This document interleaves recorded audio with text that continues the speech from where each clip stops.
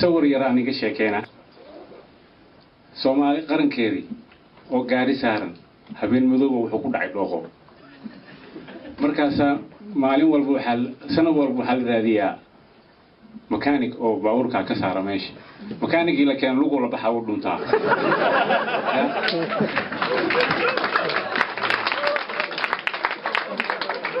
marka mid walba la keeno ama motorka bar kala baxaa u socdaa qaar lugeey la baxeen qaar boolashay la baxeen marka noogu dambeysay mechanic fiican loo helay marka iyaga waxay moodayeen mechanic aan macnaha kuyi kore ayaa loo soo dooray markii la arkay ninkan mechanic khatar yahay oo baabuurka hagaajiyay oo nalal ku shiday oo hortiisna oo arkay wax yaala ayaa waxa la ninkan baabuurka u dhaqaajir wax laga kaxeeyay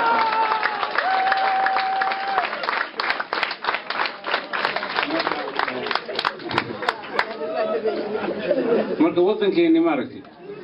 sidaas loogu talagalay inuu dhooqada ku jiro qarankiina dusha ka saaran yahay gaariga shacabkeena way saaran yihiin qofkii loo keenana wax barbo la baxaa marka macnaha baabuurkii gobol baa la xadaa maalin walba ninkii noo wanaajiyo oo nalalka noo shiray gaariga dhaqaajin lahaa motorka kiciyay waxa la ninkan waa nin xunba waa meesha laga qaado baabuurka ku dhaqaajin rabaa marka waa saaxiibkay farmaajo